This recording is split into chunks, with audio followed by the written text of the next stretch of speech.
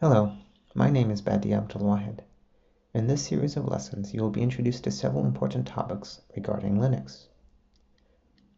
We will talk about the command line shell and how to use it, how to edit files using the shell, the Python programming language, package management using yum, apt-get, or homebrew, some more advanced SSH concepts, and the use of software modules on future systems.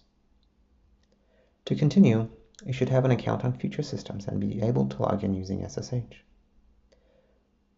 On Mac OS X, this is done using the terminal application. And on Windows, we recommend using PuTTY. Please see the appropriate lessons on how to do this.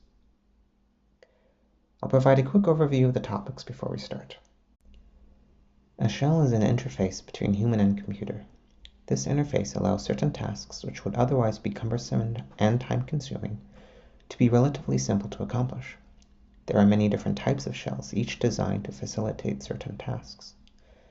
If you have used a computer, then you have used a shell.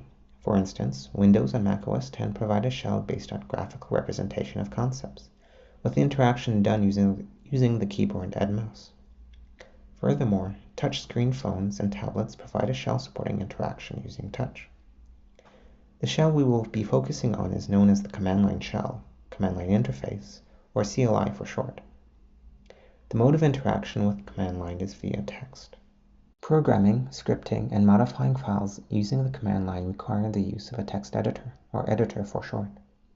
A text editor is different than a word processor such as Microsoft Word. Common editors are Nano, VI, or Emacs, and while there are many more, most examples will use Nano. The principal difference between a text editor and a word processor is how data is written to the file. The editor works with plain text, while the processor supports formatted text. Python is an interpreted, dynamic, high-level programming language and is suitable for a wide range of applications. Many entities such as Google, Yahoo, CERN, and NASA use Python for web development, scientific computing, embedded applications, artificial intelligence, software development, just to name a few. The principles behind Python can be summarized in a piece called The Zen of Python, which includes some lines such as, explicit is better than implicit, simple is better than complex, complex is better than complicated, and readability counts. Some main features of Python include the use of indentation whitespace to indicate code blocks, an object-oriented paradigm, dynamic type checking, an interpreted runtime, garbage collected memory management, a large standard library, and a large repository of third-party libraries. A package manager is a tool to install, update, or remove software from the system. This includes the setup and configuration and dependency resolution. The predominant package managers on Linux distributions are yum and apt-get. In addition to the simple use of SSH to log into a machine, SSH supports several additional ways it can be used.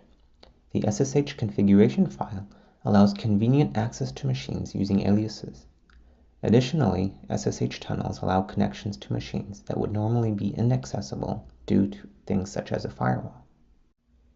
The modules application is a dynamic shell management tool. Environment variable settings can be loaded, unloaded, or switched on the fly while users are using the shell. This allows different versions of software to be made available and used as needed.